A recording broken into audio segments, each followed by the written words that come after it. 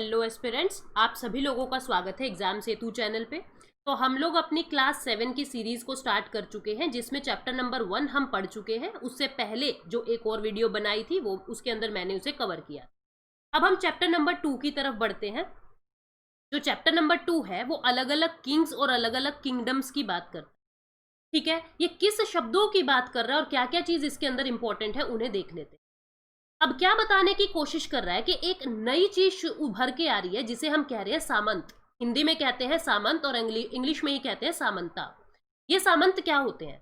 जैसे ये कोई राजा है, ठीक है, ये कोई राजा है, इस राजा की पूरी आर्मी होगी, ठीक है, इस राजा की आर्मी होगी। इस आर्मी का कोई चीफ बनता था, एक मुखिया बनता था इस आर्मी का। राजा क्या करता था, उसे सैलरी नहीं दे रहा है। राजा ने उसे क्या कहा कि तुम इतने भाग के ऊपर जो भी टैक्स कलेक्ट हो वो तुम ले लेना। यानी अब जो ये मुखिया था, इसे क्या लगने लगा, ये मेरा क्षेत्र हो गया है, यहां से टैक्स की कलेक्शन मैं करता हूं, लोग यहाँ पे मुझे राजा मान रहे हैं, लोग इस राजा को नहीं जानते हैं, ये तो बहुत दूर की चीज हो गई, मैं यहाँ का मुखिया हूं तो ये क्षेत्र मेरा हो गया है। धीरे धीरे इस मुखिया को क्या लगने लगा कि मैं मेरे राजा को हरा के क्यों ना सारा ही क्षेत्र ले लूं। तो इन जो ये मुखिया होते थे इन्हें हम सामंत कहते थे। ठीक है, ये सामंत क्या करते थे, शुरुआत में राजाओं के लिए गिफ्ट्स लेके जाते थे। मतलब कुल मिला के आप कह सकते हो राजा के चमचे थे, और राजा भी इनके ऊपर डिपेंडेंट थे। क्षेत्र बांट रखे थे, तुम इस क्षेत्र के मुखिया हो, तुम इस क्षेत्र के मुखिया हो, और वहां से जितना भी पैसा कलेक्ट कर रहे हो उसका कुछ भाग मुझे भी दोगे। ठीक है, तो अब धीरे धीरे इन सामंतों ने खुद को क्या कहना शुरू किया, जब इनके अंदर और शक्ति आने लगी, इनके पास और धन आने लगा, कि हम सामंत नहीं, हम तो महासामंत हैं, हम महामंडलेश्वर है। महामंडलेश्वर क्या होता है, हम इस क्षेत्र के भगवान हैं, we are great lord of this region या दिस सर्कल। इस तरीके से अब नए नए किंग, नए नए राजा, नए नए राज्य जन्म लेंगे। ठीक है, ऐसे ही डेक्कन रीजन के अंदर यानी दक्षिण भारत के अंदर ऐसे ही एक रीजन था राष्ट्रकूटाज का, जो मैंने आपको शुरुआत में बताया था कि राष्ट्रकूटा कौन थे। इनिशियली आप देखोगे राष्ट्रकूटा जो थे वो कौन थे, कर्नाटक के अंदर एक वंश था चालुक्य, जिसके बारे में मैंने आपको बताया।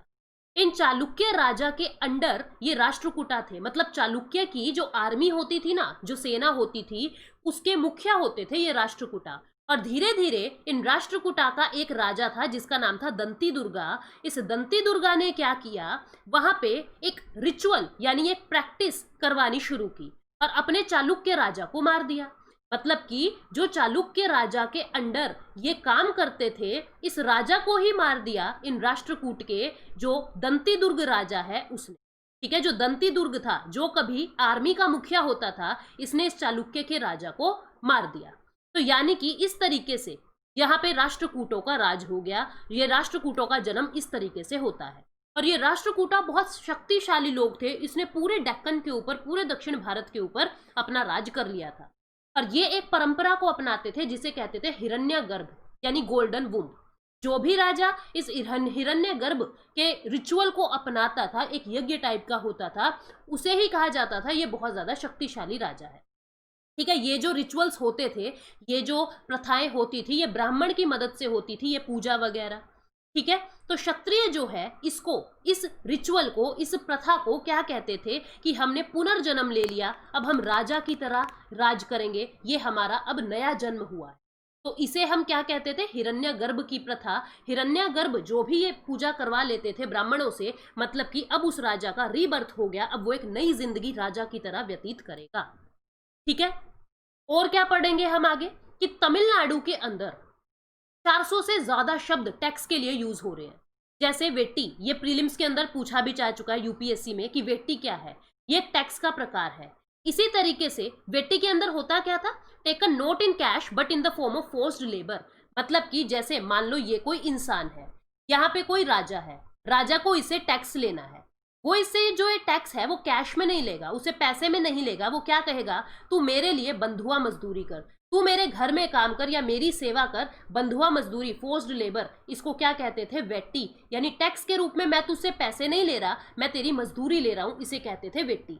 और इसी तरीके से एक और शब्द होता था कडामई, ये भी टैक्स के लिए यूज होता था। जो भूमि संबंधित रेवेन्यू के ऊपर टैक्स लिया जाता था उसे क्या कहते थे, कडामई। ये प्री के अंदर पूछी जाती है ये शब्दावली। अब आगे बढ़ते हैं हम, वारफेयर फॉर वेल्थ, धन के लिए कैसे लड़ाई हो रही थी। अब देखो क्या हो रहा था, जो वंश थे, जो डायनेस्टीज थी, हर क्षेत्र के अंदर अलग डायनेस्टी है। हम लोग अभी पीछे भी देख रहे थे कि जैसे भारत के अंदर क्या हो रहा था कि जैसे इस क्षेत्र के अंदर कोई अलग रूल कर रहा है, इस क्षेत्र के अंदर कोई अलग रूल कर रहा है, यहाँ पे पाल का राज है, यहाँ पे राष्ट्रकूटा रह रहे हैं, यहाँ पे चेरा रह रहे हैं, पल्लव थे। अलग अलग क्षेत्र अलग अलग राजाओं के अंदर बटे हुए हैं, अलग अलग डायनेस्टीज के अंदर बटे हुए हैं। ठीक है, तो अब हो क्या रहा है, देखो अलग अलग डायनेस्टीज में जैसे बटे हुए हैं, तो एक क्षेत्र था बहुत ही ज्यादा फर्टाइल, बहुत ही ज्यादा उर्वरक क्षमता, वहां पे बहुत अच्छा एरिया था, गंगा पास पड़ती थी, गंगा नदी। उस एरिया को क्या कहते हैं, कन्नौज। इसकी लोकेशन देख लेते हैं, कन्नौज कहाँ है। तो कन्नौज आप देखेंगे यहाँ पे है, यूपी में कन्नौज पड़ता था, पास में गंगा यमुना का दोआब पड़ता था, तो बहुत ही ज्यादा फर्टाइल लैंड थी। तो सभी राजा अब इसके लिए लड़ रहे हैं। मैंने आपको लोकेशन में बताया था ना कि यहाँ पे गुर्जारा प्रतिहारा रह रहे हैं, यहाँ पे राष्ट्रकूटा रह रहे हैं, और यहाँ पे पाल वंश के लोग रह रहे हैं। अब ये तीनों ही राजा इस कन्नौज के लिए लड़ रहे हैं। ठीक है, तो जो ये कॉमन एरिया आता है, जो ये तीनों ही राजा जिस जगह पे लड़ रहे हैं, जिस कन्नौज के लिए लड़ रहे हैं, इसको किस शब्दों से नवाजा, गुर्जारा प्रतिहारा, राष्ट्रकूटा और पाला, ये तीनों ही कन्नौज के लिए लड़ रहे हैं। इसे कहते हैं ट्री पार्टाइट स्ट्रगल, यानी त्रिपक्षीय संघर्ष। तीन पक्ष से संघर्ष हो रहा है कन्नौज के लिए।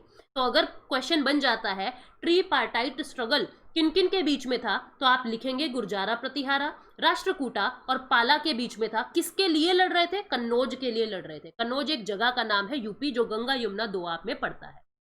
ठीक है, अब हम आगे बढ़ते हैं। अब क्या होता है, जिस भी राजा को अपनी शक्ति दिखानी होती थी ना, तो वो बड़े बड़े मंदिरों से शक्ति दिखाता था।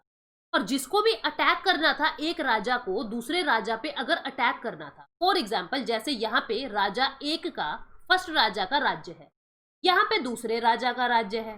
ठीक है, अगर फर्स्ट राजा को दूसरे राजा पे अटैक करना है ना, तो वो राजा को नहीं मारेगा, वो यहाँ के मंदिरों को लूट लेगा, वो यहाँ के मंदिरों को लूट लेगा। मतलब इस चीज को माना जाता था कि मंदिर से एक तो ये इंसान धनी हो गया, और दूसरा बहुत ज्यादा शक्तिशाली ये जो स्टेप है ये माना जाता था। बहुत सारे मंदिरों को लूटा गया। आपको पता भी होगा, हमारे जो भारत है, सिंध की तरफ से बहुत सारे मुस्लिम इन्वेडर्स आए थे। तो ऐसे ही एक इन्वेडर आया था, महमूद ऑफ गजनी। गजनी कैपिटल होती थी, राजधानी होती थी कैलिफेट की। ठीक है, तो गजनी का जो महमूद था, जिसका नाम था महमूद ऑफ गजनी, अफगानिस्तान से आया, और उसने बहुत एक बड़ा एरिया कैप्चर किया हुआ था, मध्य एशिया का, ईरान का, नॉर्थ वेस्टर्न पार्ट ऑफ सब कॉन्टिनेंट, यानी हमारे भी पेशावर की तरफ वो फैला हुआ था। ठीक है, उसने क्या कोशिश की, भारत के अंदर आता था, हर साल आता था और हमारे मंदिरों को लूट के चला जाता था, इंक्लूडिंग गुजरात का जो एक सोमनाथ टेम्पल था, उसने भी महमूद ऑफ गजनी ने सोमनाथ के मंदिर को भी लूट लिया था, जो एक बहुत बड़ा मंदिर और बहुत ही ज्यादा प्रचलित मंदिर माना जाता था, बहुत ही रिच मंदिर माना जाता था। इसको भी लूटा था किसने, महमूद ऑफ गजनी ने। ये जो मुस्लिम इन्वेडर्स की बात है ना, ये हम अगली वीडियो में करेंगे। मोहम्मद बिन कासिम आया था, फिर महमूद ऑफ गजनी आया था, फिर मोहम्मद गोरी की लड़ाई होती है पृथ्वीराज चौहान के साथ, तराइन का युद्ध क्या था, इन सब चीजों को हम अगली वीडियो में समझेंगे। अभी हम सिर्फ बेसिक समझ रहे हैं जो हमारी क्लास 7 के सेकंड चैप्टर में गिवन है। ठीक है, तो मेरा कहने का मतलब क्या था, जिसको भी अपनी शक्ति दिखानी होती थी ना, वो दूसरे राजा के राज्य में जाके उसके मंदिरों को लूट लेता था। तो मंदिरों को लूट लिया। अब इसी तरीके से ये जितना भी, महमूद का कोई मकसद नहीं था कि मैं भारत के ऊपर राज करूं। महमूद ऑफ गजनी जो था ना, बस वो क्या करता था, भारत में आता हर साल और यहाँ के मंदिरों को लूट के सारे धन को वापस अपनी गजनी के अंदर ले जाता।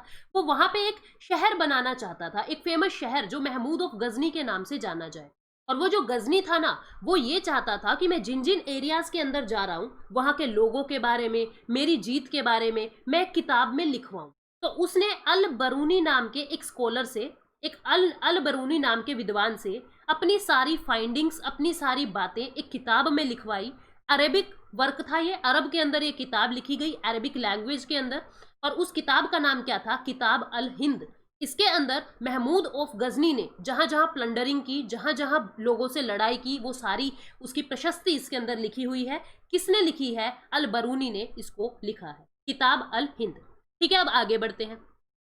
अब जैसे मैंने आपको बताया, और नए नए नाम से राजा जो है पनप रहे थे, इसी तरीके से एक और हमें चौहान नाम से डायनेस्टी, चौहान वंश हमको देखने को मिलेगा दिल्ली और अजमेर के पास। ठीक है। उन्होंने भी अपना कंट्रोल फैलाने की कोशिश की। कहाँ पे मिलेंगे आपको ये जो चौहान है, ये मैं दिखा दूं आपको मैप के अंदर, कहाँ देखने को मिलेंगे ये चौहान जो है वो इस एरिया के अंदर देखने को मिलेंगे। दिल्ली और अजमेर के पास इस एरिया के अंदर ये चौहान देखने को मिलेंगे। अब यहाँ पे कौन बैठे थे? चालुक्य, क्योंकि पहले गुर्जारा प्रतिहारा बैठे थे, बाद में चालुक्य का यहाँ पे सारी जगह पे राज हो गया था चालुक्यों का। तो इन चौहान लोगों ने क्या किया, इन्होंने कोशिश की कि हम इन चालुक्य से लड़ाई करके इस क्षेत्र को जीत ले, लेकिन ये विफल हो गए थे क्योंकि जो चालुक्य हैं वो बहुत ज्यादा शक्तिशाली लोग थे। ठीक है, अब हम देखते हैं आगे। हमने कहाँ तक पढ़ लिया था? किताबल हिंद तक पढ़ लिया। इसने कोशिश की कि हम चालुक्य को जीत लें और साथ में उत्तर प्रदेश के क्षेत्र को भी इन्होंने जीतना चाहा, लेकिन ये विफल हो गए थे। इनका जो सबसे फेमस रूल था, चाहमाना रूलर जो था, सबसे फेमस जो राजा था वो था पृथ्वीराज III, जिन्हें पृथ्वीराज चौहान के नाम से भी जानते हो, जो 1168 से 1192 तक रहा। ठीक है, जिसने अफगान रूलर मोहम्मद गोरी को हराया। 1191 में बैटल ऑफ तराइन होती है, तराइन का युद्ध होता है, जिसमें मोहम्मद गोरी हार जाता है और वापस से अपनी कैपिटल के अंदर भाग जाता है। फिर से वो 1192 में पूरी तैयारी के साथ आता है और 1192 में मोहम्मद गोरी जो है पृथ्वीराज चौहान से जीतता है। और मोहम्मद गोरी खुद तो चला जाता है, लेकिन अपना एक सैनिक, अपना एक जनरल भारत के अंदर छोड़ जाता है। वो मोहम्मद बिन कुतुबुद्दीन ऐबक था। कुतुबुद्दीन ऐबक को यहाँ पे छोड़ जाता है और कुतुबुद्दीन ऐबक आगे जाके फिर दिल्ली सल्तनत का निर्माण करता है। ठीक है, तो इस स्टोरी को क्या थी, पूरी स्टोरी क्यों आया था, कैसे आया था, ये सारी चीज हम कल की वीडियो में समझेंगे। अभी सिर्फ क्लास 7 के चैप्टर नंबर 2 की बात कर रहे हैं। अब आगे ये बात करता है चोला डायनेस्टी की। चोला डायनेस्टी की, अब चोला लोग कौन थे? देखो, कावेरी रिवर के डेल्टा पे, कावेरी कहाँ है आप देख लो इसको, ये कावेरी रिवर के डेल्टा पे यहाँ पे एक वंश होता था जिसका नाम था मुतरैयर। क्या नाम था? मुतरैयर। ठीक है, पल्लव राजाओं के अंडर ये लोग रहते थे। अब पीछे की कहानी शुरू खत्म हो गई है, अब हम चोला के बारे में अलग से पढ़ रहे हैं कि ये कैसे उरैयूर से थंजावुर तक आए। उरैयूर कहाँ था? यहाँ था, और उरैयूर यहाँ था और थंजावुर यहाँ था। ठीक है, ये थंजावुर है, ये उरैयूर है। किस तरीके से ये लोग फैल रहे हैं, चोला जो वंश था उसका कैसे फैलाव हो रहा है, कैसे विस्तृत वो लोग खुद को कर रहे हैं। यहाँ पे मुतरैयूर रहते थे। ठीक है, अब जो ये चोला वंश का राजा था जिसका नाम था विजयालया, विजयालया ने क्या किया, इस मुतरैयूर वंश से 9th सेंचुरी के अंदर इस कावेरी डेल्टा को छीन लिया और कावेरी डेल्टा को छीन के तंजावुर शहर को बसाया। ठीक है, और वहां पे एक देवी जिसका नाम था निशुंभ सुदनी, इस देवी का वहां पे मंदिर बनवाया। जो विजयालय के बाद एक नया राजा आया, उसने पांड्या को हराने की कोशिश की और पांड्यास को हरा भी दिया इन चोला वंश के लोगों ने। अब इसके बाद एक और राजा आता है, राजावन, ये भी चोला वंश का राजा था। चोला वंश का राजा जो है ये बहुत ज्यादा शक्तिशाली था, राजावन, और इसने बहुत बड़े क्षेत्र को जीत लिया, बहुत बड़े क्षेत्र को दक्षिण भारत में जीत लिया। राजा के पुत्र थे राजेंद्र वन। राजेंद्र वन ने गंगा वैली के अंदर यानी उत्तर भारत के अंदर रेड की, साथ साथ में श्रीलंका के अंदर फैले, साउथ ईस्ट एशिया में फैले, मतलब भारत से बाहर निकल के भी इन राजा ने, जो राजा के पुत्र जो थे राजेंद्र वन, उन्होंने भारत के बाहर भी एरिया को कैप्चर किया। इसीलिए इनको क्या नाम से जाना जाने लगा? इंपीरियल चोला के नाम से जाना जाने लगा। ठीक है, अब इसके टाइम में सबसे फेमस जो चीज थी, ब्रॉन्ज की मूर्तियां होती थी। चोला की ब्रॉन्ज की मूर्ति बहुत ज्यादा फेमस है। आप देखोगे नटराज की मूर्ति, ये एक महिला की मूर्ति है। चोला के अंदर जो ब्रॉन्ज कांसे की जो मूर्ति होती थी ना, वो बहुत ज्यादा विख्यात होती थी। इन्होंने बड़े बड़े टेम्पल बनवाए, थंजावुर के अंदर, गंगई कोडा चोलापुरम के अंदर ये मंदिर बनवाए इन्होंने। ठीक है, मंदिरों के लिए बहुत विख्यात हुए। इनका जो क्राफ्ट था वो बहुत अच्छा था, मतलब जो हाथों से हस्तशिल्प ये बनाते थे चोला लोग, बहुत फेमस थे उसके लिए। और मंदिर तो एक कहने की चीज है, यहाँ पे सिर्फ धर्म के लिए इन मंदिर को नहीं बनाया, इसके आसपास अलग अलग तरीके के लोग आके बसने लगे। कुछ ऐसे जो माला बना रहे हैं भगवान की, कुछ ऐसे जो फूलों का काम कर रहे हैं, कुछ ऐसे जो कुक है यहाँ पे, कुछ ऐसे जो डांसर है यहाँ पे, कुछ ऐसे जो म्यूजिशियन है यहाँ पे। मतलब मंदिर एक रिलीजन प्रैक्टिस के साथ साथ एक इकोनॉमिक हब बन गया, यानी एक सोसाइटी बन गई। जैसे जब आप दिल्ली के अंदर मुखर्जी नगर में जाओगे, जहाँ पे कोचिंग इंस्टीट्यूट है, उसके आसपास ऐसे नहीं है कि यहाँ पे आपको पीजी भी मिलेंगी, यहाँ पे आपको मतलब कि कपड़े धोने का स्थान भी मिलेगा, कपड़े धोने वाले लॉन्ड्री की सर्विस भी मिल जाएगी। यहाँ पे आपको रेस्टोरेंट्स भी बहुत सारे मिल जाएंगे। यहाँ पे एक रिक्शा स्टैंड मिल जाएगा जहाँ से आप ऑटो रिक्शा वगैरह पकड़ सकते हो, ठीक है। यहाँ पे आपके लिए न्यूज़पेपर की एक दुकान मिल जाएगी, यहाँ पे आपको बुक शॉप मिल जाएंगी। तो मतलब कोचिंग के साथ साथ और भी बहुत सारे कार्य जो है वो वहाँ पे फ्लरिश हो रहे हैं। इसी तरीके के मंदिर के आसपास बहुत सारे मंदिर से रिलेटेड और कार्य हो रहे थे, यानी धर्म के साथ साथ इकोनॉमी का भी हब माना जाता था मंदिर को, ठीक है। ब्रॉन्ज इमेज के बारे में हमने बात कर ली। यहाँ पे एडमिनिस्ट्रेशन कैसा था, अलग अलग तरीके की सभाएं होती थी। किसानों की सभा को उर कहा जाता था, ठीक है। फिर ग्रुप ऑफ विलेजेस को यहाँ पे नाडू कहते थे, जैसे आज के टाइम में तालुका कहते हो ना, आप तहसील कहते हो, कि बहुत सारे ग्रुप्स मिलते हैं, विलेजेस 1, विलेजेस 2, विलेज 3, विलेज 4, और ये सभी विलेज के ग्रुप को नाडू कह के जानते थे, नाडू नाम से जानते थे, ठीक है। विलेज काउंसिल और ये नाडू मिलके बहुत ज्यादा काम करते थे, बहुत सारे एडमिनिस्ट्रेटिव फंक्शंस को अपनाते थे, जैसे टैक्स कलेक्ट कर लिया, किसी को न्याय दिलवाना है, वो काम भी ये लोग करते थे। जो अमीर किसान होते थे वेलिल्ला कास्ट के, ठीक है, उनका कंट्रोल होता था सेंट्रल चोला गवर्नमेंट के अंदर, कि सेंटर के अंदर तो चोल बैठे हैं लेकिन अपने अपने रीजन के अंदर ये अमीर किसान जो होते थे वो रूल करते थे, ठीक है। चोला किंग जो थे, चोला जो राजा होते थे, वो कुछ लैंड ओनर्स को, कुछ जमींदारों को एक टाइटल देते थे। टाइटल क्या था? मुवेंद वेलन। मुवेंद वेलन का मतलब क्या होता था? Peasant serving 3 king. 3 राजाओं के अंडर एक अमीर जमींदार होता था, उसको टाइटल मिलता था मुवेंद वेलन, या चीफ मुखिया, जिसको क्या कहा जाता था? अरैयर। ये नाम है ना, पेपर में पूछे जाते हैं कि मुवेंद वेलन क्या था, टैक्स का प्रकार था, पीजेंट जो राजाओं को सर्व करता था वो कहते थे, या किसी लैंड का नाम था, तो ये पूछे जाएंगे आपसे। तो मुवेंद वेलन क्या है? एक ऐसा जमींदार जो 3 राजाओं के अंडर काम कर रहा है। मुखिया किसको कहते थे? मुखिया का लिए क्या शब्द यूज करते थे? अरैयर। ये किस वंश की बात हो रही है? ये चोला वंश की बात हो रही है। भूमि के लिए अलग अलग शब्द यूज होते थे, लैंड के लिए जैसे वेलांग वगई, ये वो लैंड होती थी जो नॉन ब्राह्मण, मतलब ऐसे किसान जो ब्राह्मण जाति के नहीं है, उनकी जमीन को वेलन वगई कहते थे। ब्रह्मदेया किसको कहते थे? जो लैंड आप ब्राह्मणों को गिफ्ट कर देते थे उसको कहते थे ब्रह्मदेया, यानी ब्राह्मण को दे दी, ब्रह्मदेया। उसके बाद शाला भोगा, जो जमीन स्कूल के लिए होती थी, पाठशाला से आप याद रखें, उसे क्या कहते थे? शाला भोगा।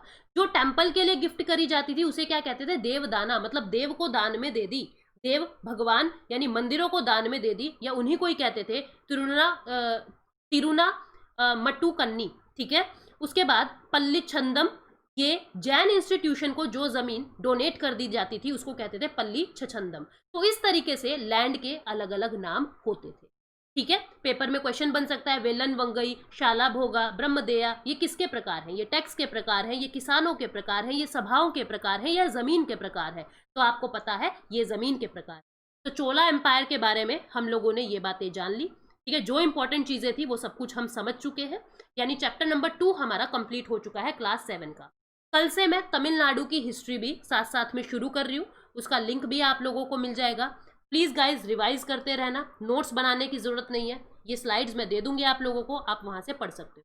Thank you so much, take care, bye bye. एक और बात, मैं साथ में मतलब कि इस वीडियो के डिस्क्रिप्शन में अपने टेलीग्राम का लिंक डाल रही हूँ, ठीक है। टेलीग्राम का नाम डाल रही हूँ, आप उस टेलीग्राम लिंक को ज्वाइन करके, टेलीग्राम को ज्वाइन करके इन PDFs को ले सकते हो।